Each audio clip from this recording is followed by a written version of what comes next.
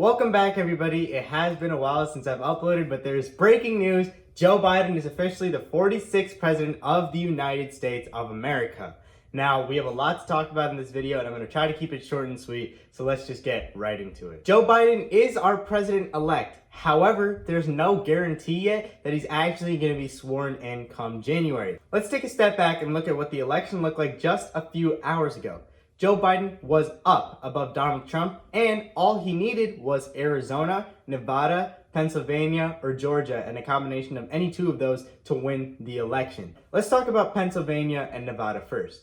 Donald Trump was catching up to Joe Biden in Nevada because Joe Biden was only up by a few tens of thousands of votes, and Donald Trump was actually making a comeback in that state. However, in Pennsylvania, the situation was completely opposite. Donald Trump was up at the beginning, and then just a few days later, after the mail-in ballots were starting to get counted, Joe Biden actually started to beat Donald Trump, and not by any small margin either. Now, keep in mind that I said Joe Biden only won Pennsylvania because the mail-in ballots came through and helped him finally take the lead.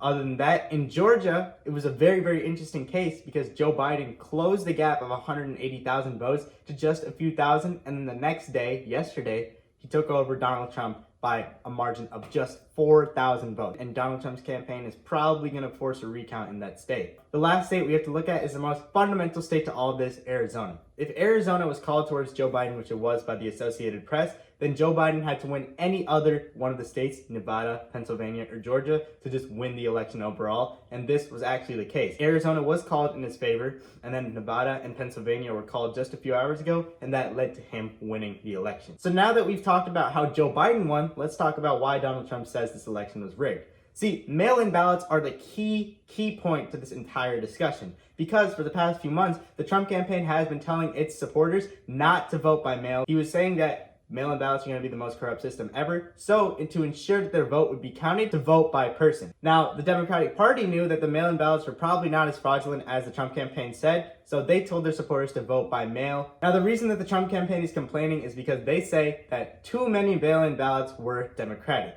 What I mean by this is that an overwhelming majority of all mail-in ballots were sent by Democratic voters. Now, it's very interesting to me how this argument is brought up and is listened to by the people on the right because, like I just said, Trump has been saying for the past few months not to vote by mail. So obviously, there would be more Democratic mail-in ballots. However, they're going on with the story and they're going to try to push it. Now, one of the most important things other than just the mail-in ballot situation is that the Supreme Court may be a fundamental factor in this. As we knew just a few weeks ago, Amy Coney Barrett was sworn in as the 9th Justice of the Supreme Court, giving the Republicans a 5-4 majority in the Supreme Court. So, if the election results are to be pushed to the Supreme Court, which I highly doubt they will, then Donald Trump will have a second term and he will finish out his 4 years again.